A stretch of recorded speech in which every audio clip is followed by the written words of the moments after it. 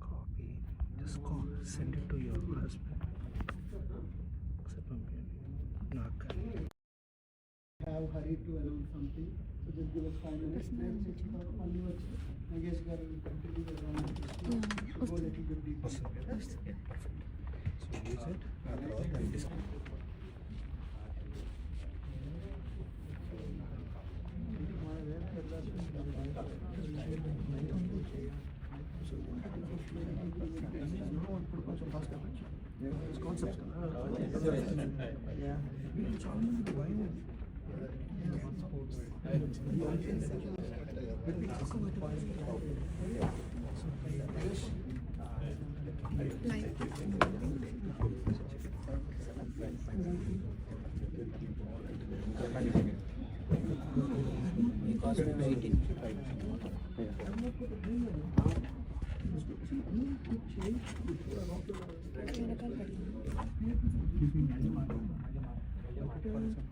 It is not one that is scared. That is what I'm saying. Not me, I'm ready to say that.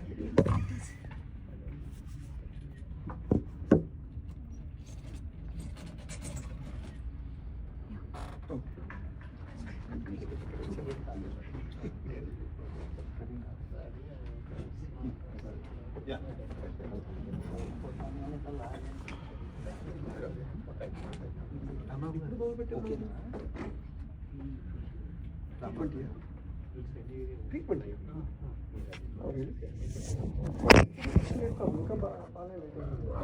So while he is here, I would like to ask him to speak for a few minutes.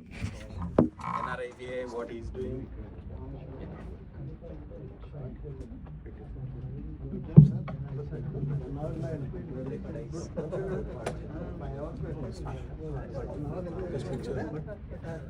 Thank you all. I know it's a very interesting session, and middle of the session taking a small break. Hope it'll be break for a break. Yeah, thank you. My name is Mahesh Yamala. I'm proud to say and blessed to say I'm General Secretary for NRVA organization. So working closely with Hari. Hari is Joint Secretary, so day-to-day basis, so we are extensively working on it. And we have a lot of, it's been like 4 months plus, so we took a oath.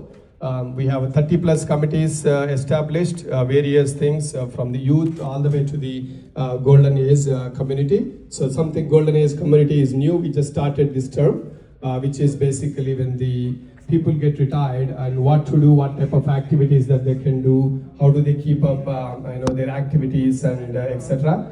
So like that for every area, these committees are formed. So the other thing is, the biggest thing is on the Seva.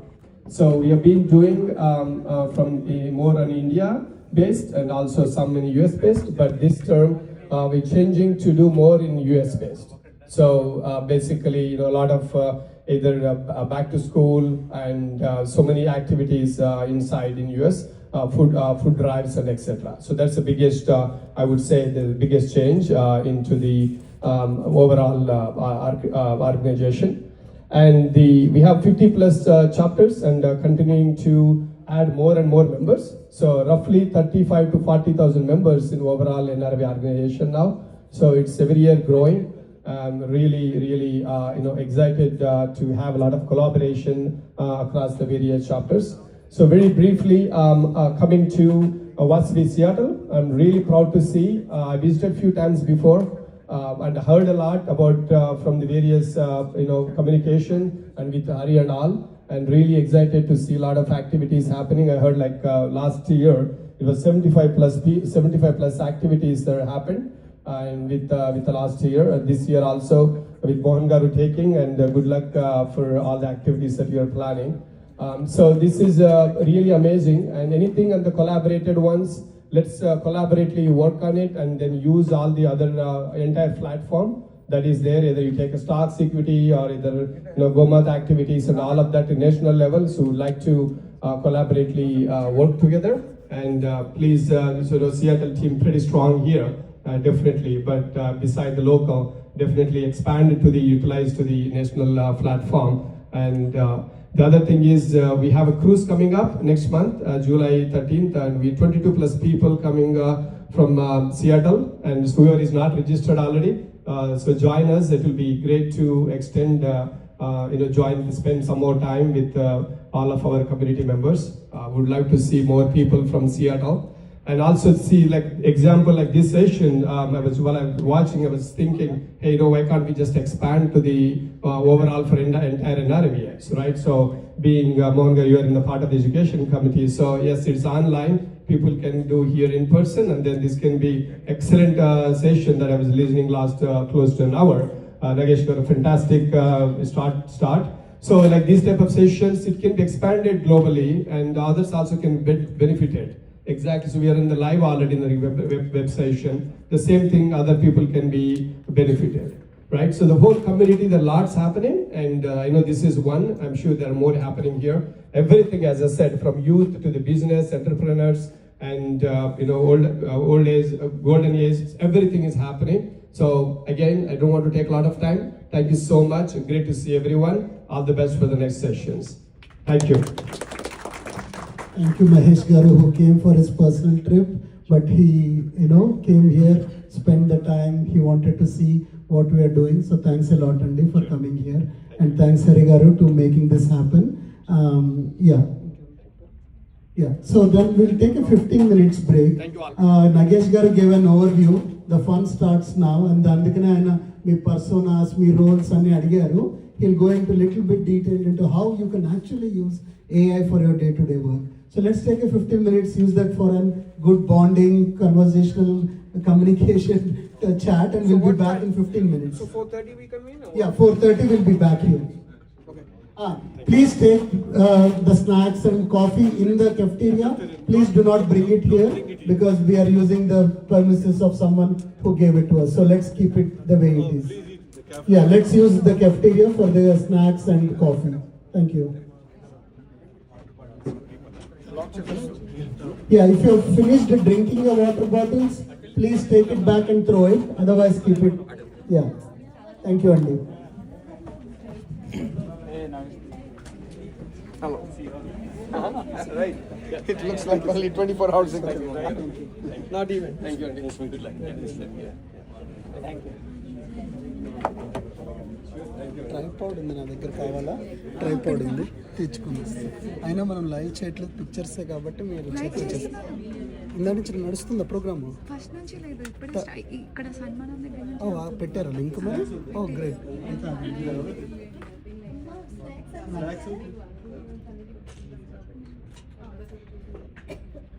ఇప్పుడు pause చేసేయండి వచ్చిన తర్వాత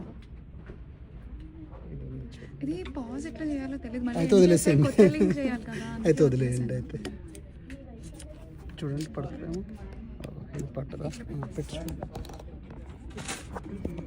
అయిందా వచ్చిన తర్వాత మీరు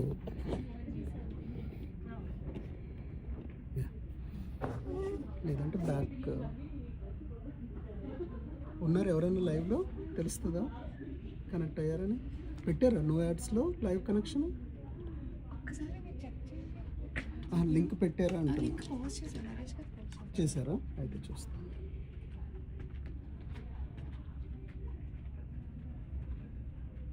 yeah Rambabu garu చేశారు yeah okay good sir all good we are going for a break అండి 15 minutes will be back Yeah, 15 minutes. Yeah.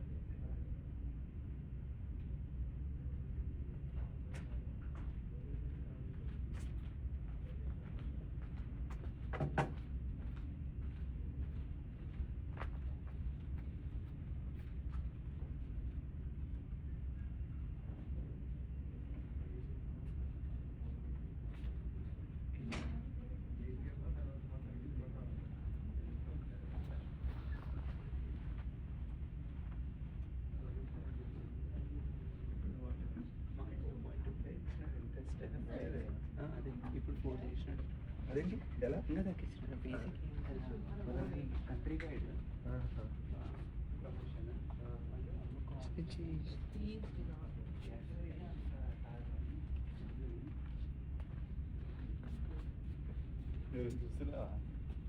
There should be some the other way.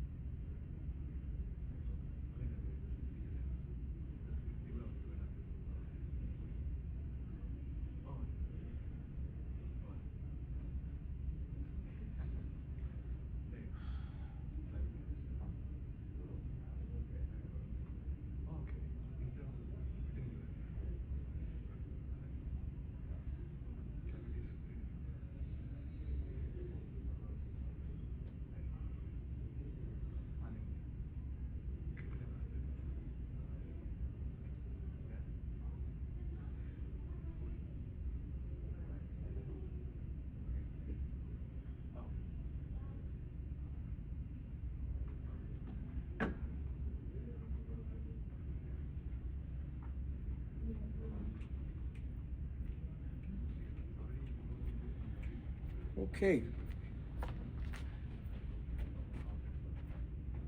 So I'm going to speed up. Is that the pace is good, or should I speed up? Okay, let me see.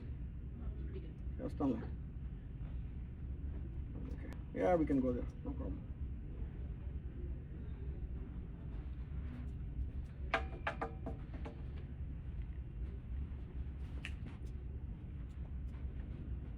Oh. Oh.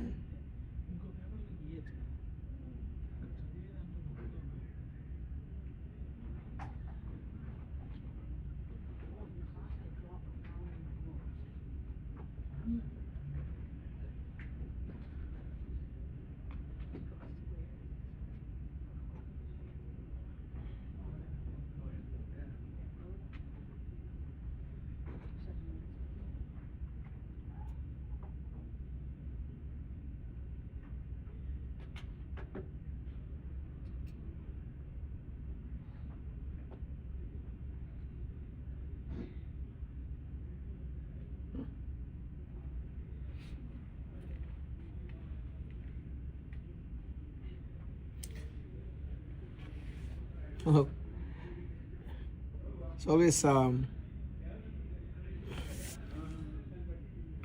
always fun to speak to an audience that you don't know the audience. Like you're trying to guess what would make sense and what won't. Hi there. Hi. You guys just came? Yeah. Because I didn't see you earlier, that's why. I had a ECT in the morning, so I just got back. Okay. Good.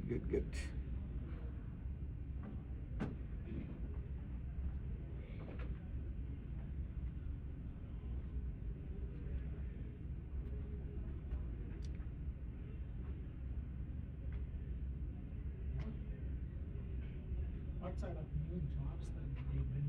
Huh? The prompt engineering, do they get new jobs from AI? So there will be, but more often than not, one of the things that the organizations have been doing, this is a good question, is for better or for worse, there is a set of folks that they've let go. The set of folks there are, either they're there because they are good learners, or they are valuable to do the job that is there, that if they are let go, the company is going to be in trouble. Okay? One of the two reasons. And so that is the time, that means the company has already made a decision that you will remain. Then that is your chance to actually go pounce on AI. Okay? So when the companies are asking you to build, your boss asks, like, what did you do in AI this week? Let's say. You know something? A lot of people are cynically thinking that, that's like bullshit. I mean, he's just asking and then rolling up and going. No, it is, you do that a few times, they know that you are smart. So you will eventually find something smart there to learn, right? So that is the reason that their early days, you get them to dabble a bit rather than doing directed. Okay, there is no lesson plan. You dabble because you have domain knowledge, and now you'll go and try to solve the problem that you have. So when he asks you, try to apply it to the problem that you have today. Because you have the domain knowledge already, so all your learning is this, and then it will be goal-directed learning. That's what. 2 more minutes and they're finishing. Yep, no problem. So then, right, they have. So, hey, Ambo.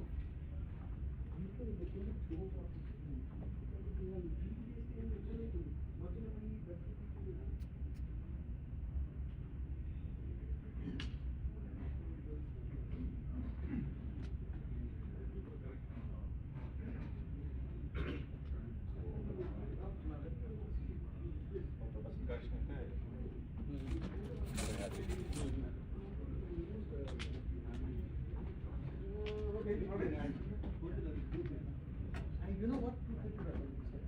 Lesson learned, yeah.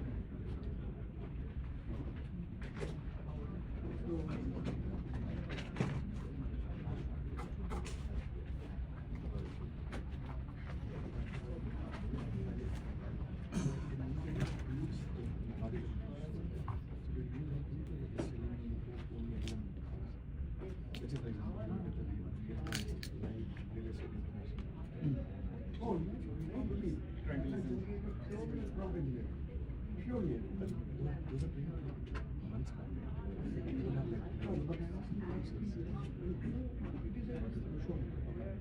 probably even most reasonable.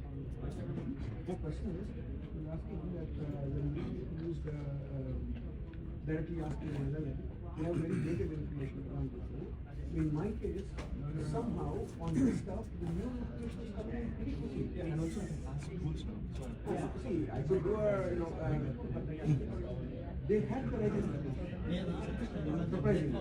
See, it was latest news like what Trump is saying, and that I don't think it's wrong. Because he changes every day. But this is, I was actually surprised. Okay, for the left side of my slide, for the healthcare, this one, and for the real estate, I did not use any RAM. For the right side, in space. Here.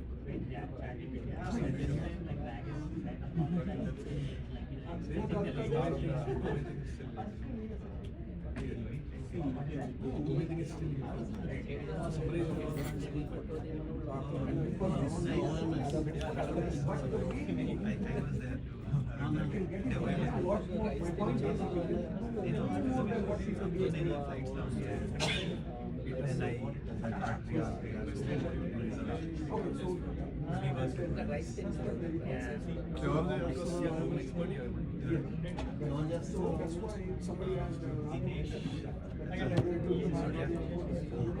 all the science engagements that we had to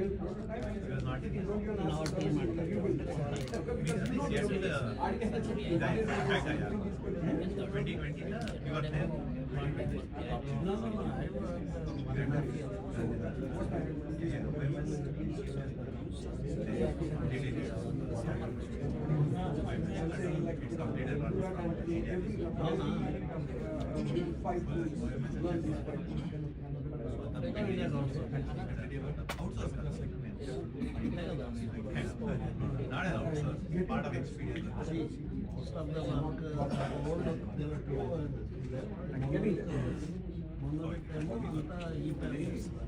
Okay, maybe we should get started? Yeah. Okay, it's 4:45. It's a half an hour break. Right.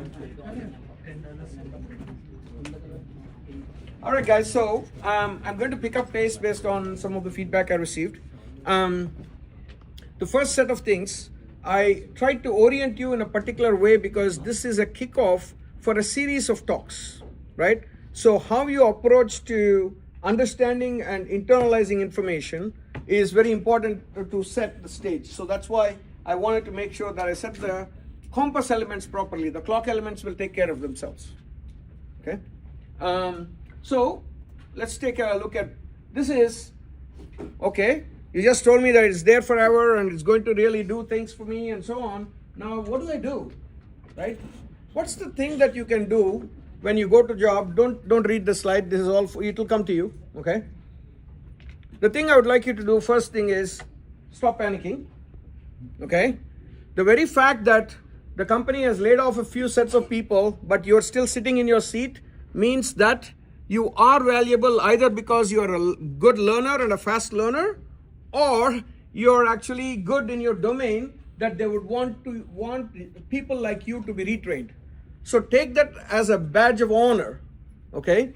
Rather than a loss. Don't look at it that way is one point I would like to learn. Second is, go for a walk, think about the job you're doing, and think about every fluff thing that you do in that job, okay? Get rid of it. Think about the specific set of the job that you can apply, just one scenario you can apply AI to, okay? And then start doing goal-oriented learning. If you say, I want to learn AI and go to the net, I'm telling you there is more water in the ocean, there's less water in the ocean than the amount of bytes there are about AI on the net, okay? It is just, you will just get clobbered. So do goal-oriented learning on what you want to do because you know the domain. So you know what some piece that you want to take and actually do. So start doing it that way. Third thing is, more often than not, a lot of us go into our office and shut the door or whatever the thing is these days, right? And then you're like focused on your job. No. Network. Network to whom? If you are the guy who's doing this thing, first thing, network to the guy who's you depend on and who depends on you. Okay? Think of who is the customer for the thing that you're doing. By customer, I'm talking about the ultimate customer. Figure out how to connect with that person, and actually, if it is not the person who is the surrogate in the company, and actually reach out to those folks and try to connect with them. Have you ever talked to the customer support, tech support guy, or the guy who's in field, or anybody? Have you looked at any of those reports, or are you looking at the feature list that your PM gave you? Time to start thinking differently. Think about value, think about customer, think about how you can achieve that in the best possible, because this is a box. There is inputs from the customer, there is output out to the thing. You're the transformer in there. How can you do that transformer most effectively is what you need to be thinking about. Okay?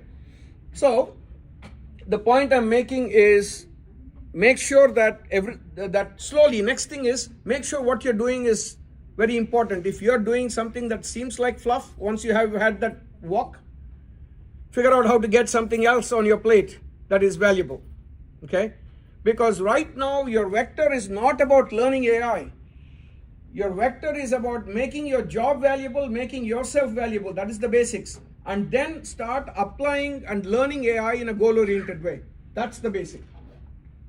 Today, I want you to, all of you, go for a walk in Marymore Hill, Marymore Park, and figure out what that thing is. Okay?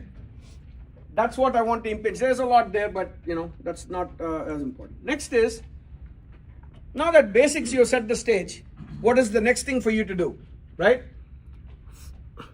Don't think of yourself as a job doer. I am the guy in the salt mines. Every day morning I go, and from 9 to 5 I go dig. Right? That's not it. Think of yourself as an entrepreneur. Understand what is the real value delivery that you're doing or your product is doing. Think of, essentially approach it really as you're the mini CEO. Okay? You have to level up your game 1.5 levels at least. So if you're an IC, assume what is it that your team leader is doing, or his boss, half of his boss is doing. Because what you are doing, half of your job is now being done by the automaton. Yes? And you have the capability now, when you have an idea, for you to prototype, so that when you're taking some idea to your boss, you're not taking a PowerPoint and then begging him for resources. You're actually taking a prototype that worked, or maybe you even put it in front of a customer and the guy has provided you valuable feedback that seems to resonate with what it is that you have in mind. And take that to the person. Then you're delivering much better value, and you have a leg up on things. So think of it like you have to think more strategically about your job and your job content. It's extremely important because the mundane stuff is being eaten away by the automatons. Okay? And don't see this as a negative. The reason is, I just showed you, I will challenge you, anybody in this room, go and actually do the same competitive market analysis and financial market analysis and marketing plan in real estate, and bring me a thing that shows exactly like that. It won't. Okay? Maybe there is one person here, maybe he will produce. But I'm challenging, it's not possible. Because the domain knowledge you have, somebody else doesn't have. Leverage the domain knowledge and go and try to get the best things possible. For example, I was talking to somebody, there was one project I wrote, which is give a form and get a conversational agent back. Okay? Now, the surface it seems, you give a form and you'll get a conversational agent back. What's the big deal? I mean, not really rocket science. Now let's start decomposing that problem. The problem, first of all the multiple data types are there, and you have different ways of doing it. For this, you can do multiple choice, you can do multiple check marks. Here you can only do one check mark. Here you can, you can do a lot of such things. And then there is conditional branching.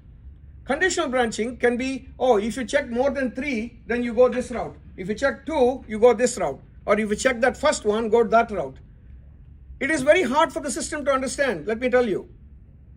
And also, when the system understands and when it comes out with something, I just told you, trust but verify.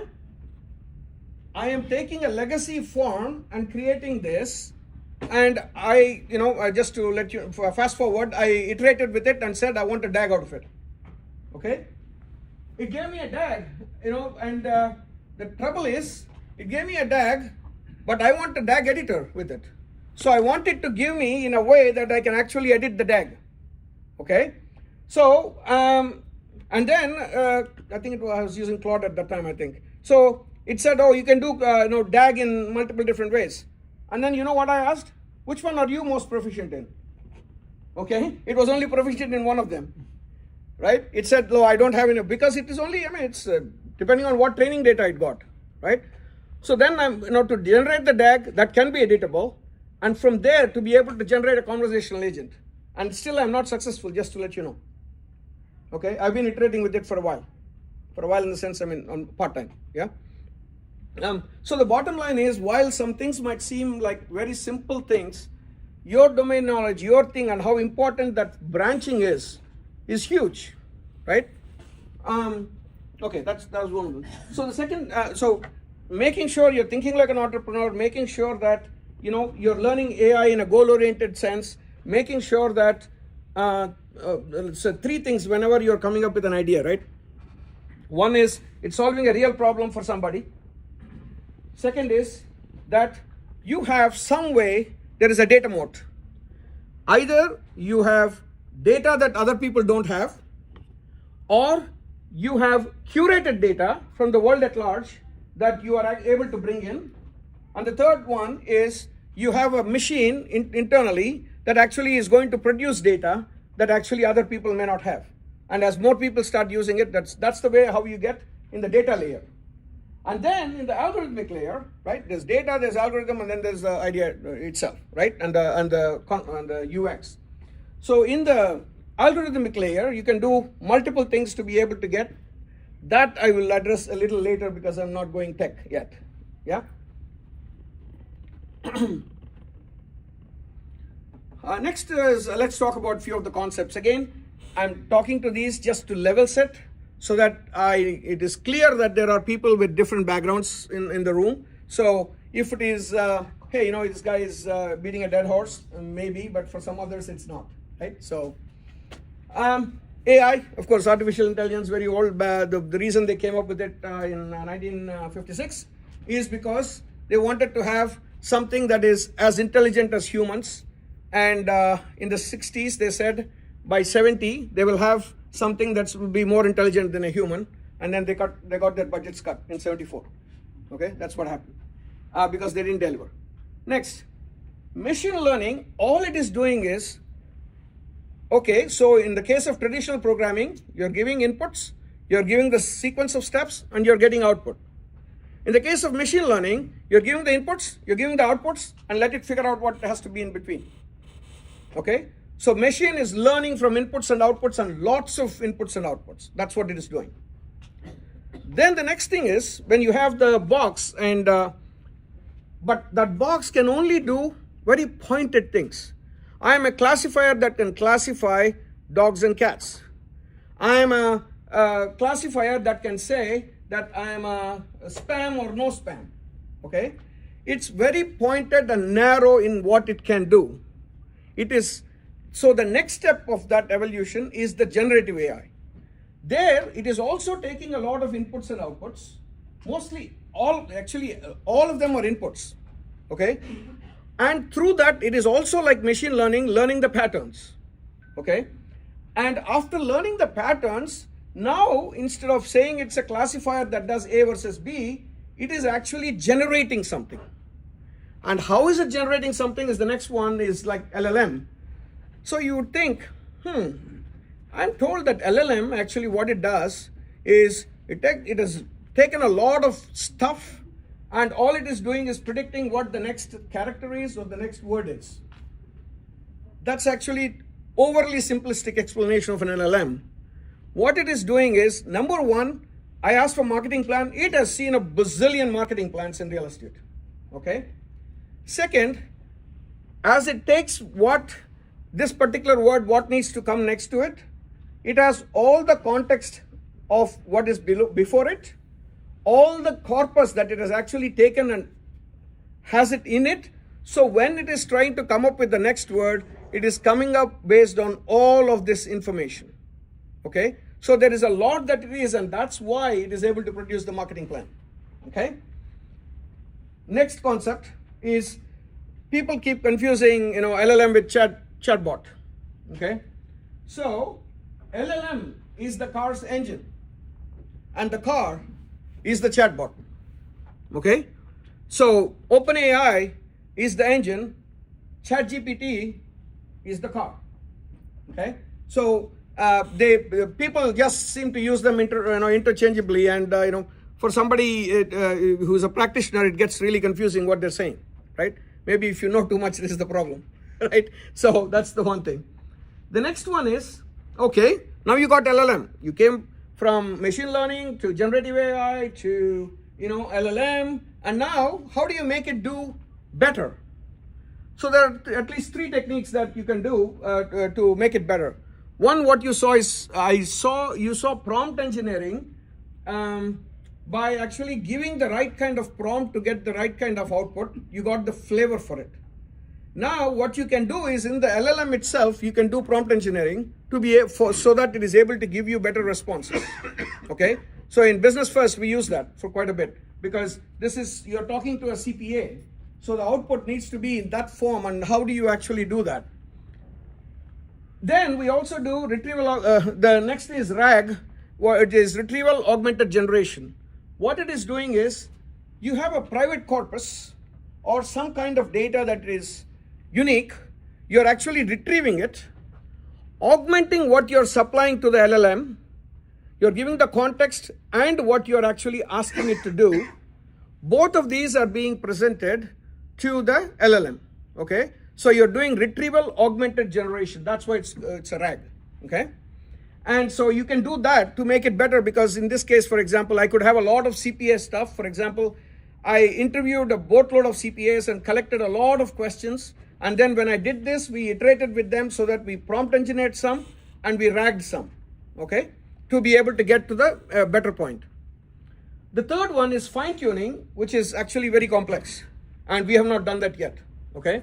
And fine tuning is taking the model itself and making changes to it. Like, there are several techniques to make change to it. Like, either it learns laterally, it learns from the parent, I forget, distillation. I mean, there are several techniques to be able to do that.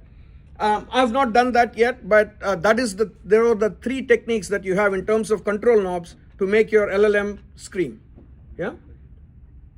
Now, prompting versus RAG, that's the thing that I talked to you about. Okay.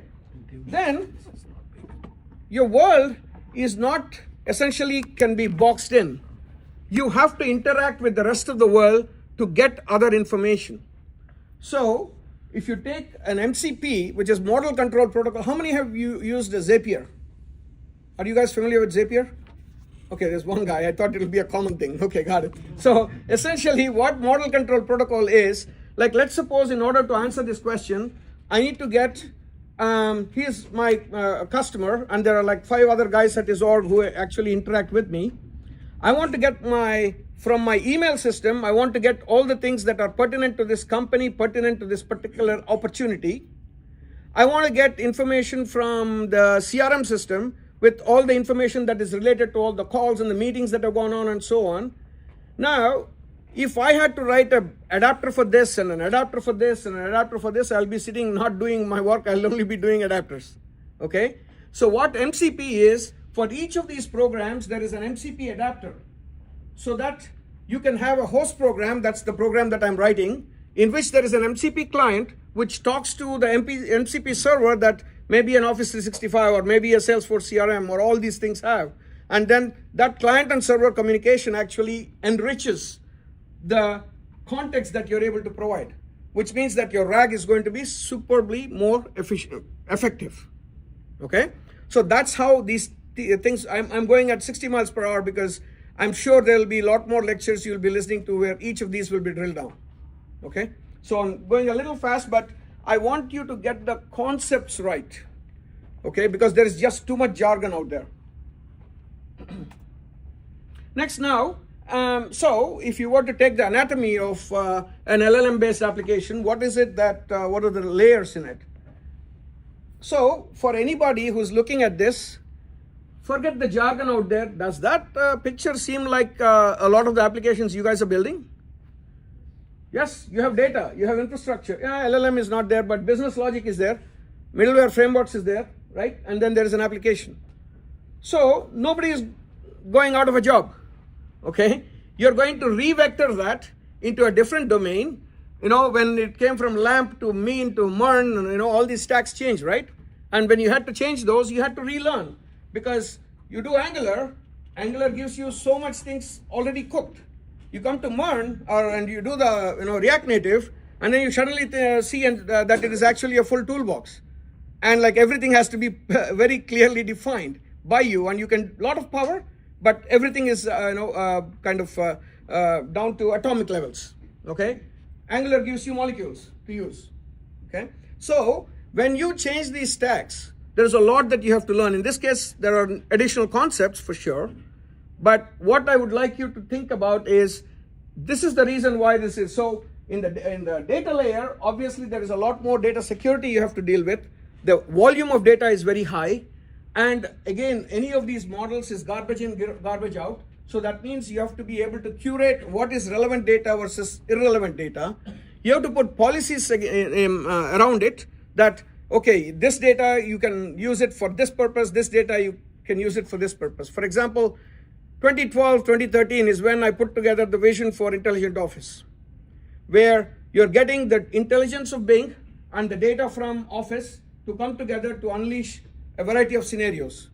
And at that time, the whole arm wrestling that was going on is, where will this information be stored? And Satori was essentially the curated object thing of the world's knowledge, and Exchange was where this information was from, Office 365 land. Okay, so we had to make a lot of decisions there, whether you bring intelligence from here and put it here, or whether from here or there, and how do you determine what is relevant? And when a query goes across the wire, imagine that is also a signal to somebody outside that this is important to you. So let me give you a real interesting tidbit. Merck Research.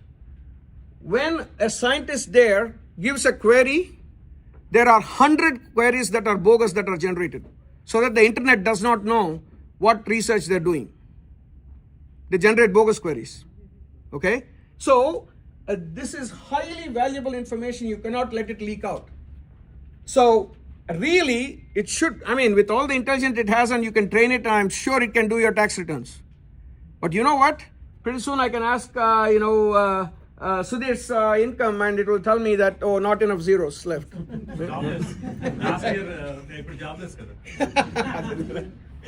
So, right? So we talked about the LLM layer, right? You can have off-the-shelf ones. I showed you in another big, purple picture on the left.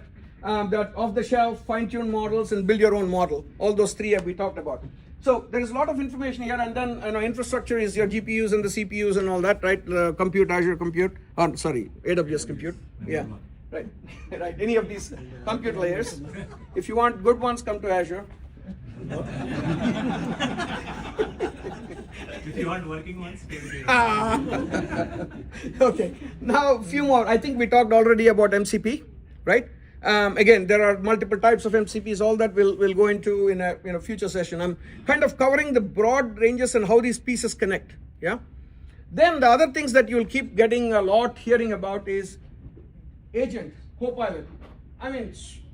Like you go.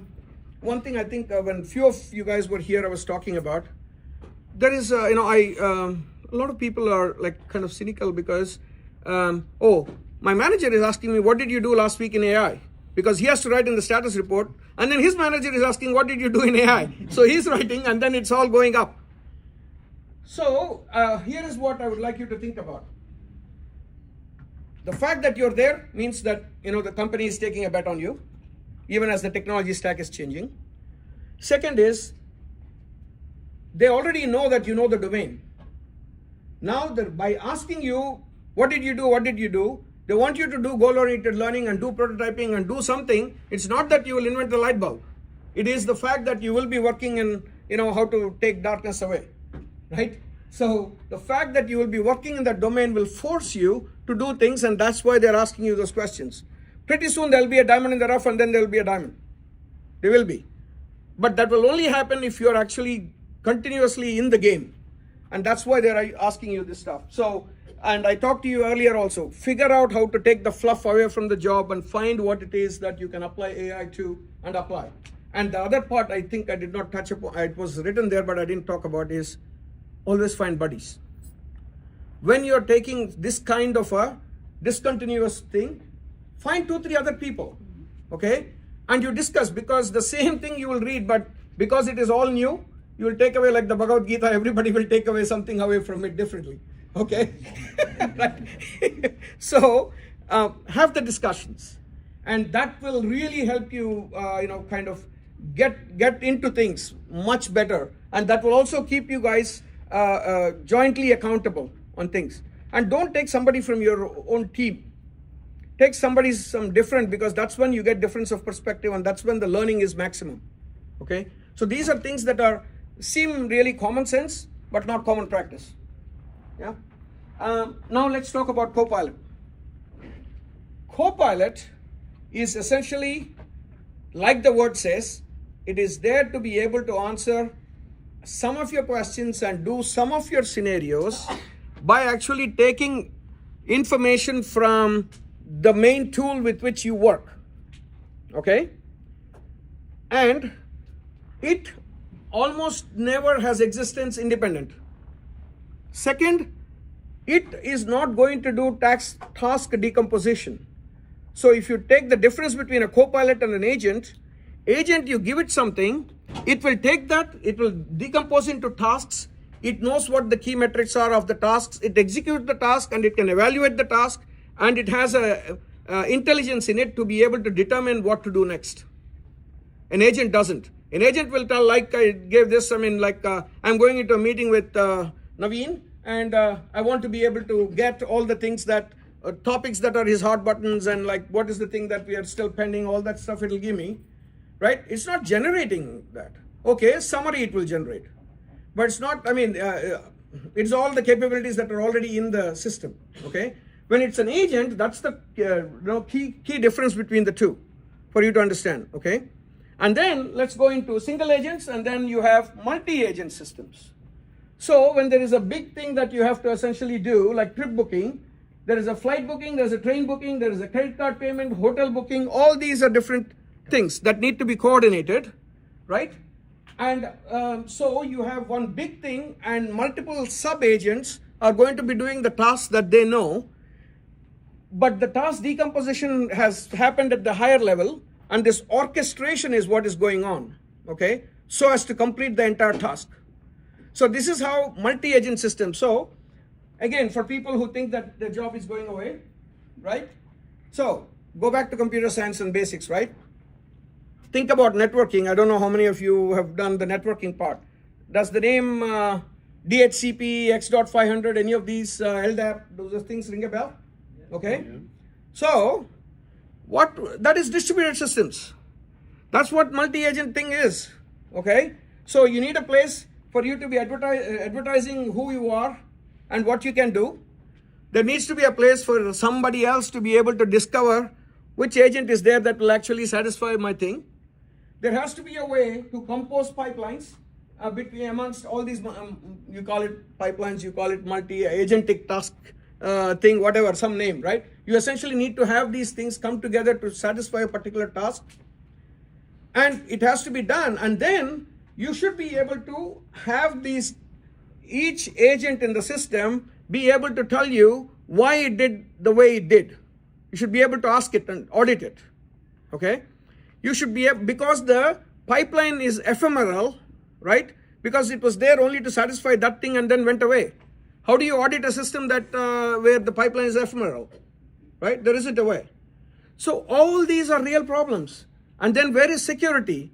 Where is information partition? I mean, everything that you studied in computer science is completely relevant. It's not going away. Okay? So all those things are really valuable when you come to multi-agentic systems. I'm sure there'll be a session on multi-agent systems and what protocols and what frameworks are there. But I want to just land that point here. So I'm just building it from each point, from machine learning to generative AI to LLMs to multiple knobs that you have to MCPs to co-pilots to agents and multi-agent systems. So the whole way that AI gets done. Now, typically in an LLM, how is it the life cycle, right? Let me take my own example, right? So the use case was essentially to be able to answer the questions that the CPA has, yes, on taxation, because there are people that are being hired from the market, they're fresh, some people are very knowledgeable, and every CPA firm has certain standard operating procedures on how you need to do various things, right? And then we actually either chose a existing LLM or pre-train it with a set of corpus that we have, okay? We have a corpus that we have. We're doing a lot of prompt engineering, a lot of RAG. We're not doing fine tuning. Human in the loop, we actually asked about 100, 150 questions to the automaton and to various CPAs to make sure that it is the right kind of information you're getting, right? Because as I said, trust but verify, but if I'm the CPA who doesn't know and I'm asking the question, and if I have to go and verify, I have no place to go and verify, right? So that's why it is important to be able to do that and have the guardrails. So for example, I told you about all this, but then I said, I would want the CPA to be able to ask questions like, Praveen's, forms, I've all uploaded it, and I should be able to ask that, hey, how many, rental properties does he have, or like, what was the depreciation that we took this year versus last year? Oh, was it straight line depreciation or accelerated depreciation, right? All that kind of things. Did you do cost segregation or not? All those kinds of things you would want to do. And the way you need to essentially do that is only if you're able to put the right kind of guardrails so that when I switch the account from Praveen to Krishna, it's not giving me Praveen's answers. And it is not learning from what Praveen's data was, right? You need a complete context switch. So it becomes quite challenging when you go through those things, right? Evaluation, I think I talked to you about. Optimize and deploy with enterprise integration. Obviously, they have another, only a practice management system. They have other tools that they use in the practice. So I need to be able to connect with those and behave like a good citizen, okay? So there is a lot that goes on in actually getting an application, and it's no different than the lot of applications that you built, right? There is data migration, believe it or not. I used to have more hair 1 week ago, right? I'm doing a migration right now, okay?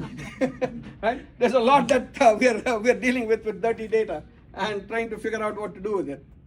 So anyway, next, I'm going fast, but information is here. So now this is more the way I have built my career, okay? It's not anything to do with AI, but I think it is relevant. Two things, be bold. When a new thing is coming at you, be calculated about it, but take it. How many GMs have switched disciplines every 3 years? Very hard to switch disciplines, okay? They won't do it because it's, people think it's catastrophic, right?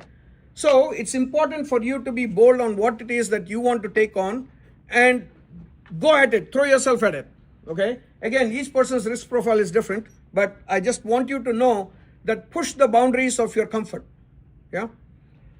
Being exceptional, learn. So if you see what I put under bold, thought leadership, right? Look, I'm giving you a presentation as if I work for Microsoft and this is what I would have done when I was. But it's been 7 years since I left. I don't think there's anything changed, okay? So I want you to know that you should be able to take it and run with it. Three days ago, there was no slide, 0, okay? All for one for all. This is important because people need to feel that you are in it for the product and you're not in it for AI, okay? You need to be able to deliver the product and the team and then come you, okay? Make sure that you really do that well, otherwise you're in for trouble, okay? pride of craftsmanship. Do it well. You know, the key thing, I don't know how many of, for example, if you followed Steve Jobs, he talks about when the Mac Classic was built, he took a lot of care, even inside of the case of the Mac Classic, he took a lot of care to make sure it is clean and is nicely designed. Right? That's not something that anybody sees. I mean, who opens the thing and sees behind? What it is if you have the pride of craftsmanship, you will go that extra mile to make things right. Okay? And that's what I believe that people should practice. Right? I could have come here and just spun whatever. I mean, I'm sure I can, in 1 hour, I can sit and talk about nothing. Okay? But it is important for you to really put that thing there. Design-led engineering. Now, in terms of how do you make sure that what you're producing is exceptional, is that it is user-centric, it is simple. I mean, things have to be simple but no simpler kind of thing, right? And you need to, let me give you an example. So there was a lot of talk about making Office better, and there were so many capabilities because you know what? Unless you do a feature, you won't be able to move up the ladder and then make it bigger and bigger and bigger. So there were like million features screaming, and they were deciding where to put menus and everything, right? And and I remember Steven Sinofsky saying, the way this product will become better is find out everything that can be removed from the top. Okay? Not about actually adding and making it better. So make it simple. That required a lot of data and instrumentation because there are 250 million users across the world, right? It's not like you get to talk to everybody. So how do you actually get that information and do it right? That's what. And the person, I forget her name, she became a VP from a senior PM because she was the one who pushed that idea and actually took it to the end game. Forget her name, I don't know. Do a few things better. Learn to say no. I know everybody says it, and especially in this vulnerable time, people would want to take anything that's given to them because they'd say, oh, you know what, I might lose my job if I don't take it. But be thoughtful, but learn to say no in the right way. As soon as I'm done with this, I will take a look at it. Go ask ChatGPT how many ways there are to say no to your boss. Okay, it'll tell you a few ways to say no, and please go think about that. And last but not least, predictable quality at each milestone. By this, there are a lot of people who just spew and tell stories, kahani. Okay. So key thing is I wrote there, result is not equal to 0 result plus good stories. Down below in red. There are a lot of people who will tell you kahanis. Okay? Don't be that person. Just be this thing. So next one is what I talk about. So that is me. What is important to you, you can take it and go. Otherwise, it's okay. So here, this is coming back to Gen AI. So here what I've done is, first, I've given some high-level things for everybody to do. And then I have 3 sections. One section is what should an SDE do? How should they approach in terms of attitude? How is their job changing? And what is it, the skills they need to develop? And what are the tools that they need to learn? I have 3 sections, one for SDEs, one for product managers, and one for marketing managers. I don't know if any marketing manager is here, but that also is here. Okay, so for anybody who's thinking. Well, for everyone, conceptual understanding is the key. That is the reason why I spent so much time on concepts. I don't think I ever said the name of a toolkit, right? I'm just telling you how to actually learn this so that you can go and look at a toolkit and say, okay, this is what it does. Okay, fine, let's bring it on, right? Kind of thing. So understand prompt engineering, and you can start doing that right as a user. I showed you what power you can unleash if you use prompt engineering right. Prompting right, forget prompt engineering, right? LLM capabilities and limitations, there are a lot of things, right? It is very good at, and there are several things that it is not good at, okay? So until most recently, if I went there to your ChatGPT, Claude, take your pick. And if I ask the question, what was the average revenues of Microsoft between 2019 and 2024? It would give me all the stuff from various 8Ks and 10Ks. It could not do addition. Okay, it could not do average. It's not the case now. It will tell you and then some. Okay, but that's, I'm talking about 6 months, right? So, I mean, it seems like very simple to you.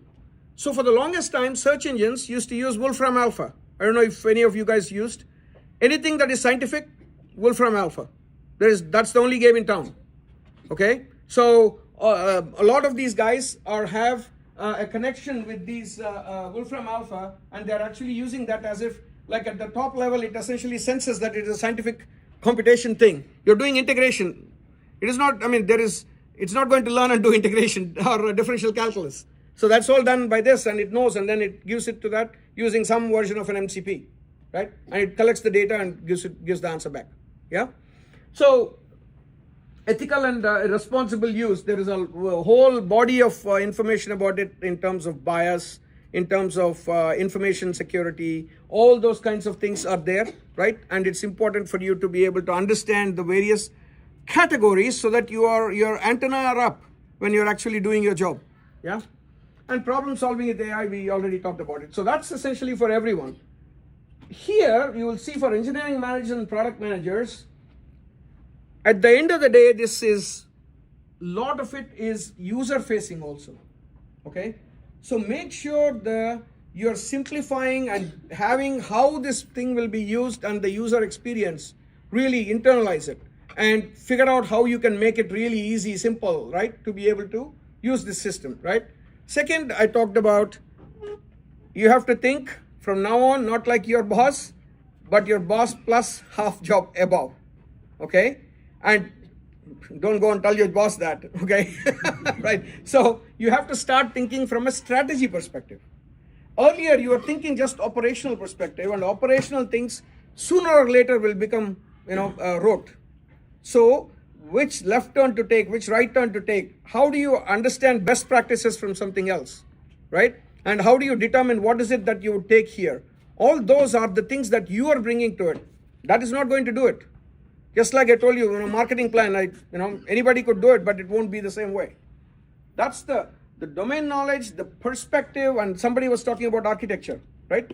You're asking, so I'm an architect, so what is it that I could do? What you could do as an architect is essentially, number one, is the way you're going to prompt it is going to be very different than me who's going to be prompting it. Okay? You're going to be way better, right? Because you know the constraints. You know what you want the system to be able to be architecturally, right? And you could ask, oh, I have this. Now tell me, is there a better way to do this, right? Because refactoring of code is actually a very big use case. Translating COBOL code by these things is actually a big use case. Okay, so translating from one language to the next, one interface to the next, all that are very good use cases for this. So one of the things that I think consultants should know is to actually master that, because at the end of the day, 80%, I'm generalizing, of the jobs that most of the IT consultants do is about migrations. You're migrating from client server to web, and web to mobile, and mobile to something else, and like constantly this data munging and all that stuff. So that's where people are using consultants, whether it is right or not. So you have to know all those tools and how to do them so that you will be able to do that really fast. Yeah. Okay. So now for engineers here, I've essentially written down first model understanding. Of course, we talked about several models there are, and there are. Again, don't go out and say what all models are there and it'll give you like 100,000 and then you will essentially go to sleep and say, you know what, I think I'm done, right? Just take one or two, and if don't, okay. Typically people ask, hey, Praveen, which model is best? I should use Claude or Chat? I mean, like, that question is no answer, okay? It is for the use case, for that particular person. They are not all created equal. For example, ask Claude to create a marketing plan and give me a PowerPoint output, or like give me an or financial analysis and ask it for a Excel output. It can't do shit. Okay. Now you go to the same thing with OpenAI and go to deep research and actually ask it to produce a Excel. It will produce an Excel, and you can actually change variables and actually you have the financial model. Okay. So you will know when you start interacting that certain things do well and others don't. And I gave you the stack that you need to really, talk about. I'm sure there'll be somebody coming and talking to you about, oh, here is what AWS has from this perspective, or Azure has. There are others who are more qualified than I am to talk to those. Yeah. One of the key things is, in this Gen AI world, orchestration is a huge deal. Okay, a lot of it is orchestration because you are putting pieces together. First, finding what is the right piece to connect with, and then having things orchestrate across those in a way that it is secure and all the ethical, secure, and all those things that we talked about. Operationalization is going to be a huge deal. So anybody doing DevOps, start thinking about MLOps. Okay, it's not easy.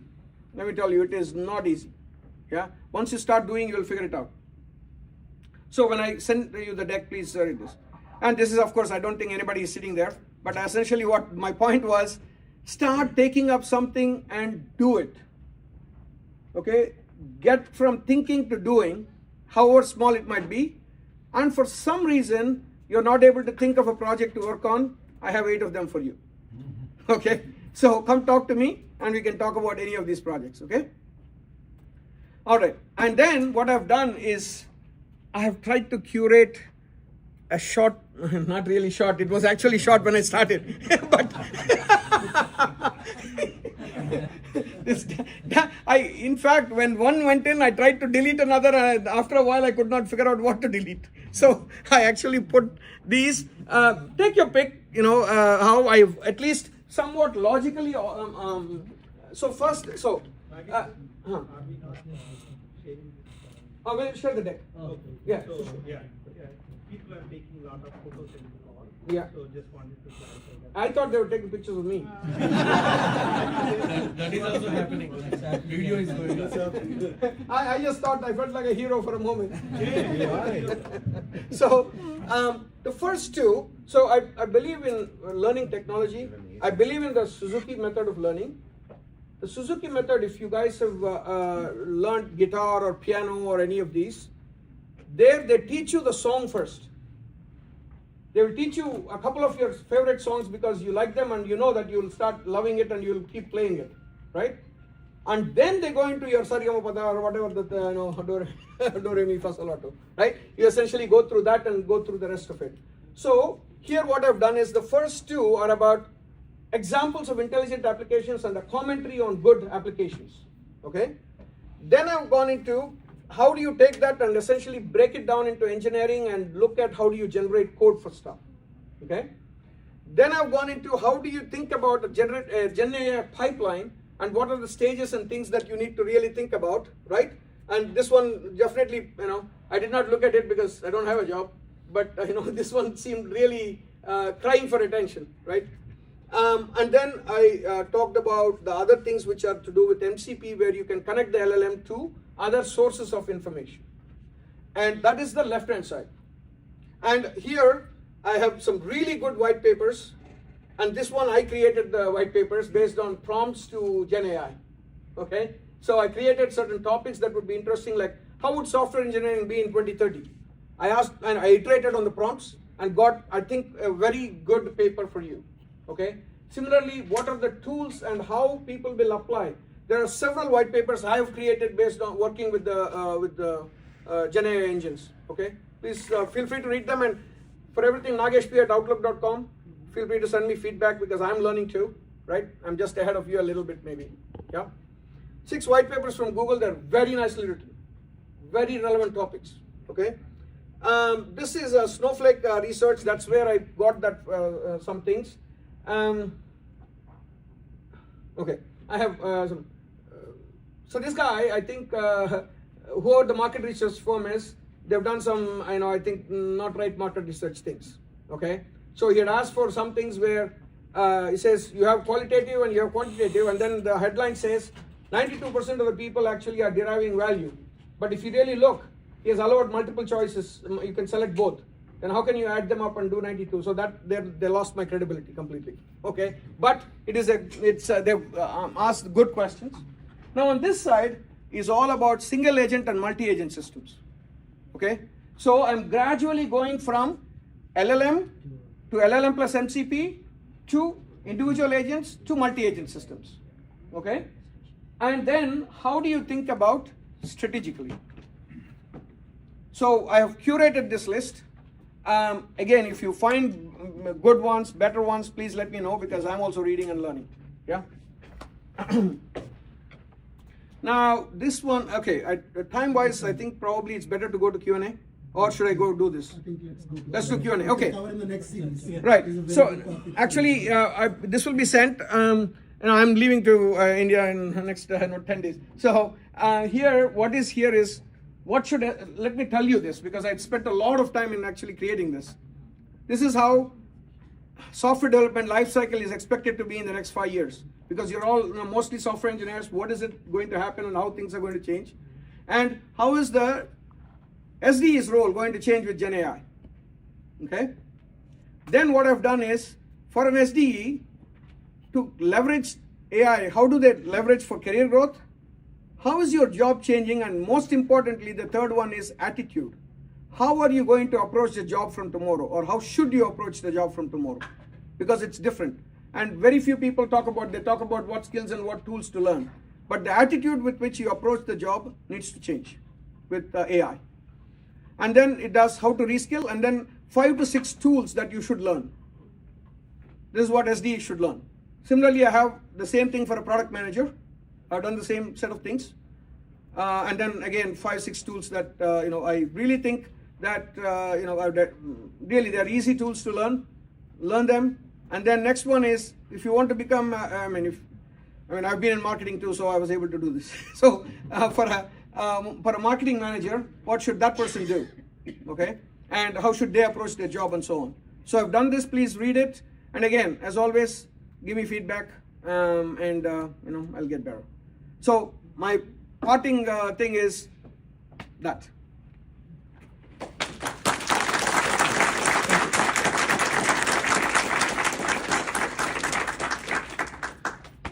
Now Krishna will.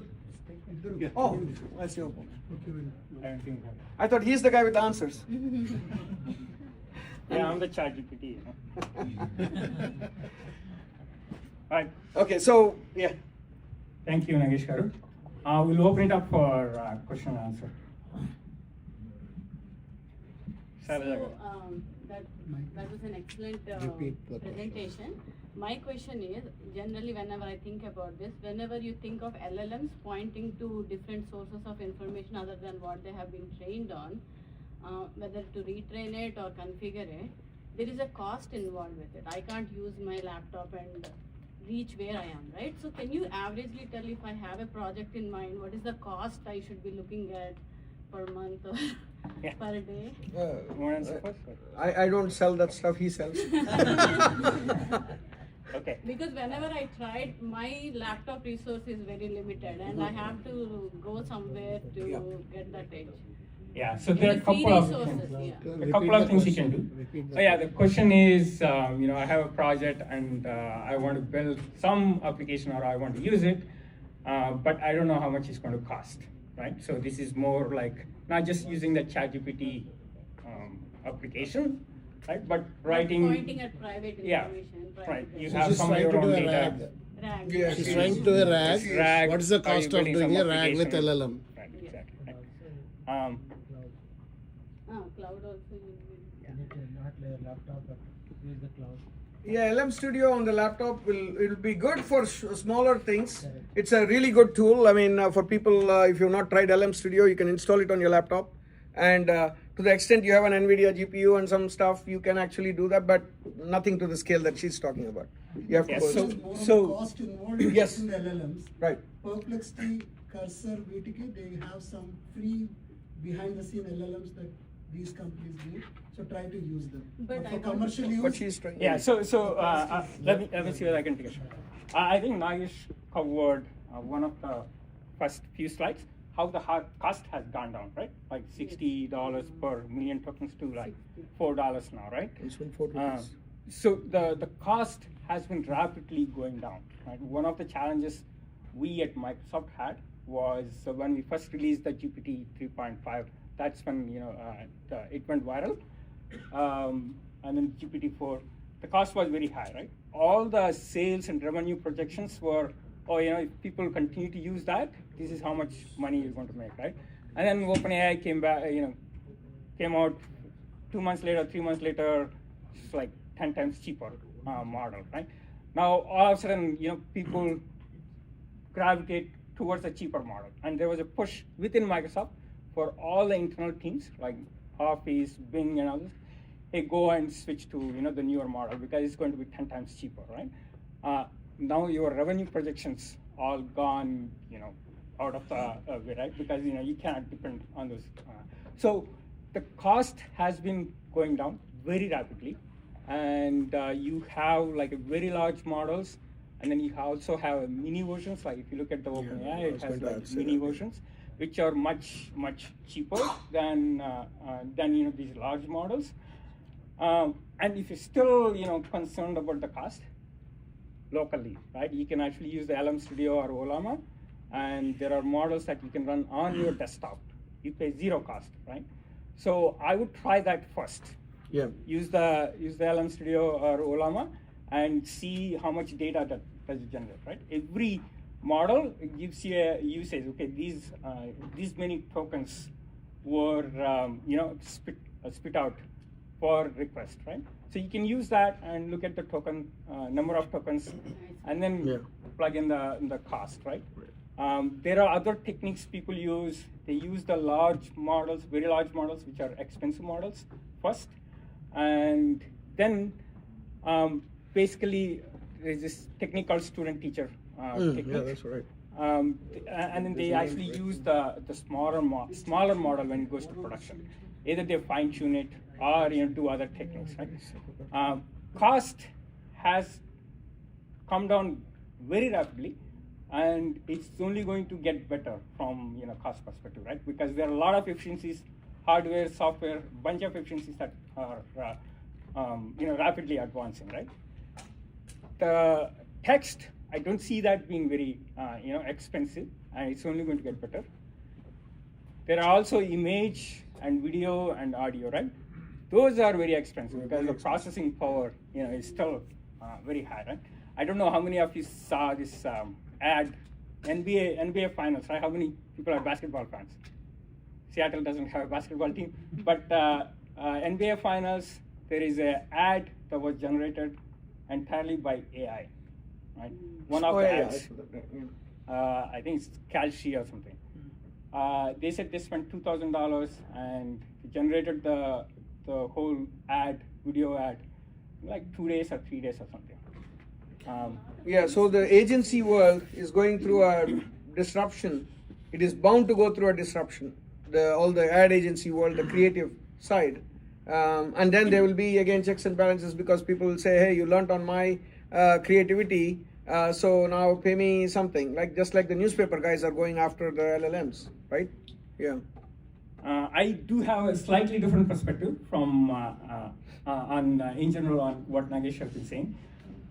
In terms of what's going to happen to the jobs, right? For example, he said $25,000 you have to pay for comparative market analysis. So to generate that report, somebody was working and he's maybe a lot more, maybe charging a lot more than what it is worth, but still somebody's job, and $25,000 is being generated as part of GDP or economy or whatever, right? Now with the ChatGPT, I don't know what that person's job is. Oh yeah, totally. Right? See, AI, the job of AI is Shiva, creative destruction, right? So there is going to be some destruction, but it's going to be creative. So the question I pose for people saying that is, take 25 years ago and now, are there more jobs or less? Are there more higher paying jobs or less? Right? So with civilization, after the wheel came, yeah, I'm sure the people who are carrying this thing, and after the motorcycle came or auto came, the rickshaw fellows lost their job. But the reality is, there is opportunity cost. They can go and relearn, and during that time, there is definitely some low, right? But it is how quickly you see that and start vectoring into those worlds, right? That's why I'm saying the opportunity for AI is now for you to start doing, because believe it or not, it has not reached that stage of a trough. yet. There will be some more layoffs, I'm sure, right? So, but the time is to start now so that you can shore up yourself so that, you're not part of the trough. Okay. More questions? Praveen. Yeah. So recently Apple published a paper saying that these models are not really reasoning. So a couple of highlights from Gemini. LLMs may not truly reason, but instead they rely on pattern matching. Performance collapses with increasing complexity, and irrelevant information decreases. So basically, they are claiming that the reasoning problem is still not solved. It's only doing pattern matching. Just wanted to hear your views on that. So I started in GenAI on January 2022, right? So November 2022 is when ChatGPT was released. That's when it went viral, right? And I was just, as part of this presentation, I was just looking at some of my really old slides, and pretty much the first 2-3 years, they become obsolete, right? It's no longer relevant, right? Naresh talked about prompt engineering quite a bit, right? In earlier days, prompt crafting is very, very important, right? Or was very, very important. Now, with the reasoning models and agent-based agents like deep research agent, the prompt engineering itself has changed. You basically ask the intent and goals, and these models were smart enough to basically go back and forth and come back with good answer, right? The pace of innovation in this is very, very high, right? So it is maybe true now, but I think it would be very different 6 months from now, right? And the other thing is, if you look at the models right now, you have text models, you have image generation models, you have audio models, and then you have video generation models, right? But there's no true multimodality models in the sense that you can mix video, audio, text all in the same same text or same prompt. Those things are coming, and that's going to improve the accuracy and pretty much everything, right? I think it's a matter of time. So I was 2 weeks ago. I was at a conference where Peter Voss was one of the keynote speakers. Peter Voss was the guy who coined the term artificial general intelligence. Okay, and his thing is that the current vector of how LLM innovation and the techniques that are behind it will not result in AGI. This is the wrong way to go about reasoning. You will get correlation, you will get better, you will put all the band-aids and you will kind of course correct and all that. But fundamentally, that is not the right approach, is what his thesis was. Again, I'm parroting him, okay? And I just took pictures like you guys are taking pictures here. I took some pictures and I was just looking at that. And he talked about a new set of techniques that are required, and that there are people already working on those to get there. That's one thing. Douglas Hofstadter, go look him up. This is the guy who wrote the book Gödel, Escher, and Bach, long time back, okay? And he's considered one of the key authorities on AI. He wrote a paper in Scientific American about 10 years ago. And literally everybody who is who in these top companies working on AI were all his students. He's from Indiana University, okay? And he just took them to task in this paper in Scientific American. And what people told him back is, yes, we are not doing reasoning. We are not looking to replace the human brain with logic, but we are treating it as a black box. So we are not building reasoning engines. We are building correlation engines that are really good, that a Turing test is hard to tell. So if you are able to solve that problem, what's your problem, Douglas? Right? Was his thing going back to them. But his thing was that you're expending tremendous amount of energy because you're barking up the wrong, using the wrong technique for the right problem. So there was a good back and forth there. So reasoning models are still nascent. They're still just coming up. Yeah. Ram. So on the agent side, right? Am I audible?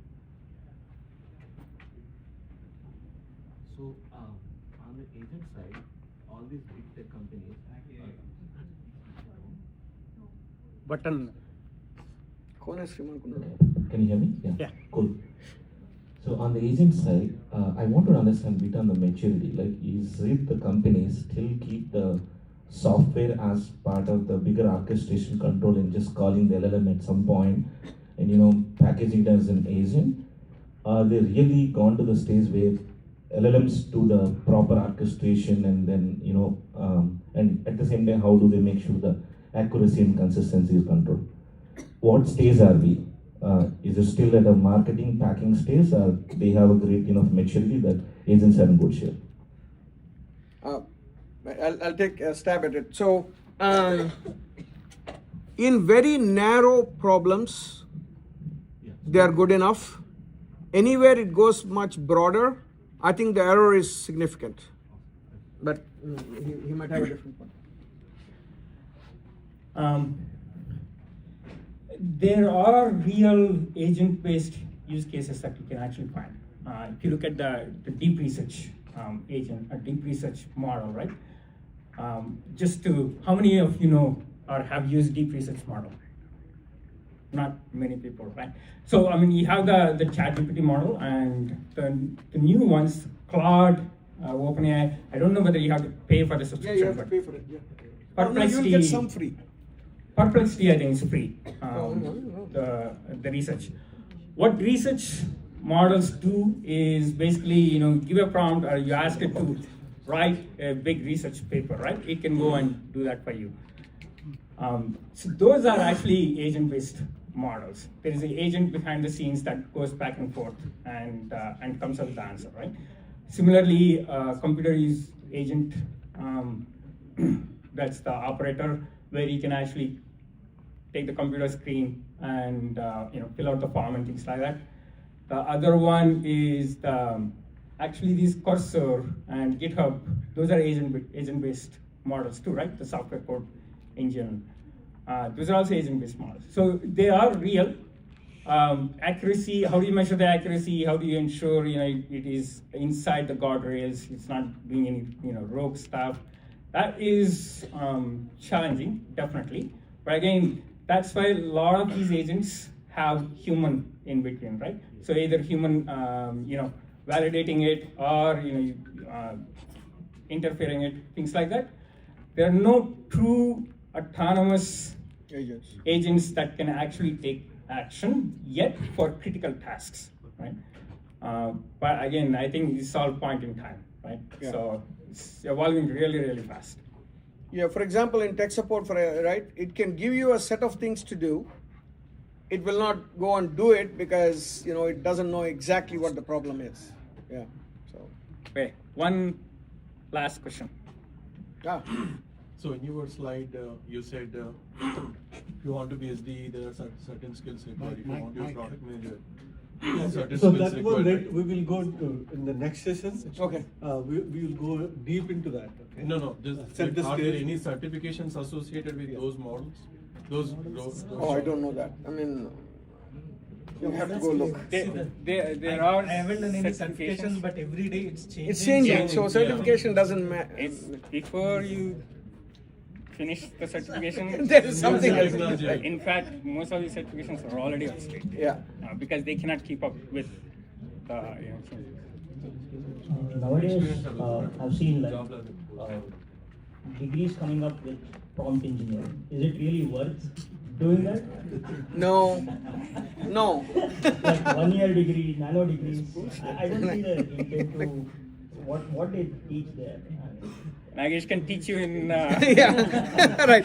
I don't think prompt engineering. This is all media hype that if you're a prompt engineer, you will make $100,000 plus. I have seen enough of those, right? I think it's if you're a domain guy, you will know it. I mean, you will iterate with it and you'll figure it out, right? There are certain things that are guidelines, and those you will follow. After that, your domain will take over. Yeah. I'll just add one thing. When it said prompt engineering, it doesn't mean engineers. Yeah. Engineering the model. That was how do you train the model? It became a misnomer, and people think that's a tech role. I'm like, no, you shouldn't have an engineer doing that. Like in some companies, engineers try to do the prompting. I'm saying, no, you're wasting engineers' time.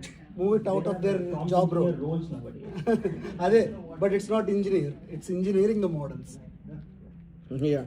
Yeah. Prompting. One last question, Andy. I know we think have we should- more sessions coming up. So, since you guys are in way early of this AI and all, so there is a lot of improvement going on from an ML perspective. Right, so not the quantum, not the ML.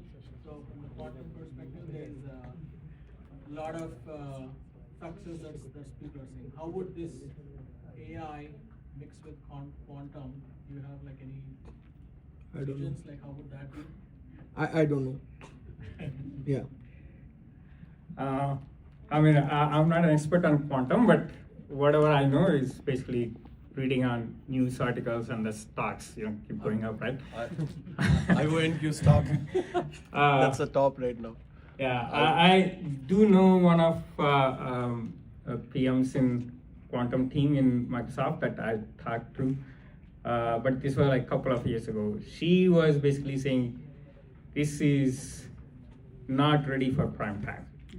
There's apparently there is a lot of random things apparently in quantum that needs to be fixed.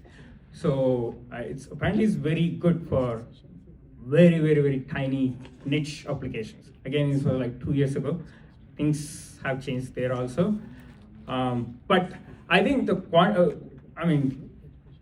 fast forward, if we move 5 years from now, quantum is basically the computations become very, very, fast, right? Right now, some of these large models that Claude or OpenAI, those guys release, takes several months and thousands of GPUs, right, to train one model. I believe OpenAI is going to release next version sometime soon, and takes sometimes 6 months, thousands of GPUs. I think that would become much smaller time frame with the quantum computers, right?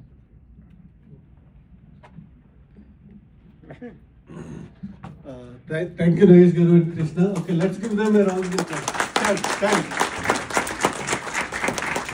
And continuously speaking 2.5 hours, right? It's not easy. If anybody wants to try, you can try at your home. It's not easy. With content, with conviction, right? With this much of information, I don't think you can find anywhere else, okay? We really want to thank Nagesh Garu and then Krishna for coming here and preparing, several days, okay? We are in a group, we were discussing so many things, but, he took time to put content together. And also, the SDE and PM roles, also speaker, upcoming speaker, I briefly talked to him. So we will be having deep dive into that, okay? And Nagesh Garu showed slides, right? And how to become an expert in SDE, right, in this AI world. We will be having another session, Zoom session. We'll be talking in detail, speaker will be, okay, we'll be having like 2 or 3 speakers, right, discuss in deep detail, okay. So we will have a lot more exciting as part of this AI series. And also we have Women in Tech. We identified a speaker and we are working on identifying 2 more speakers, have a special session. And I want to thank again, Krishna Bonagiri for, opening this wonderful office, okay, and also the Seva team for the snacks and everything, and our chairman, okay, and the committee, okay.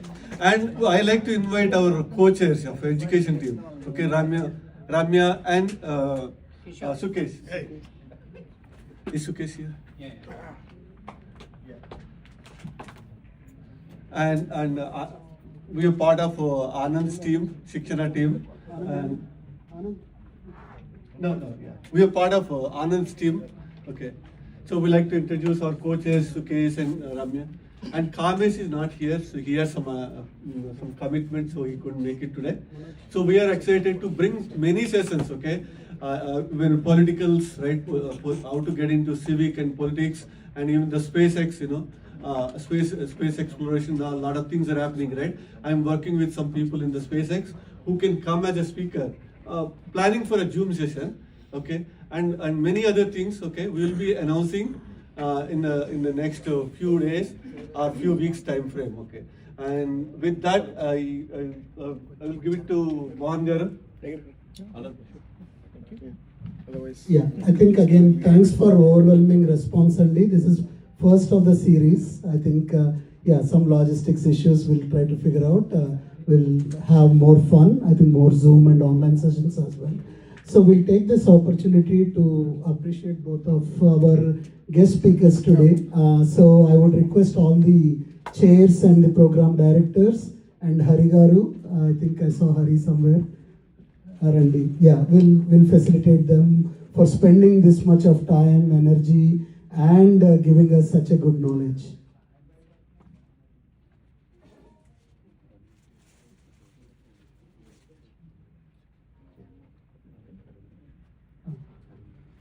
Yeah, under R&D. Yeah, Navin Garu, please come so that you can facilitate them. Just before you leave, I think Kondaru Pooja Kocharu, but you may or may not know who is playing what role. Ikkada kondaru unnaru kabatti I'll again introduce quickly. Narahari Garu is the youth leader chair, so he's coming up lot of sports and youth related educational sessions as well. Praveen Kasam Shetty Garu is our general secretary. Hari Garu is the founder. Obviously he's helping both of us. They were helping us for education. Naveen Garu is the founder. Anand Garu is the program director for Sikshana, and then Subha, who's part of again Sikshana for sports and fitness.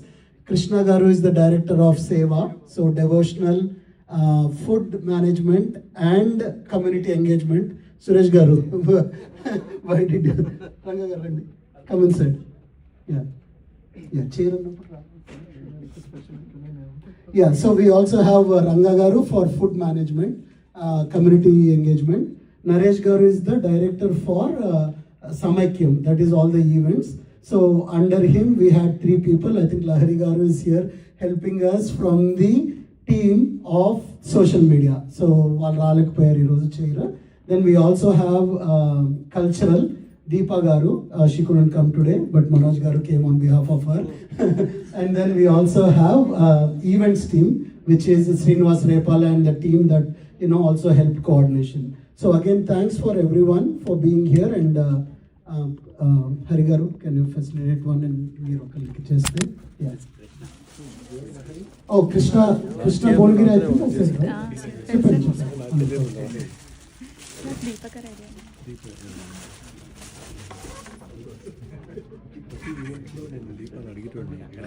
said, right?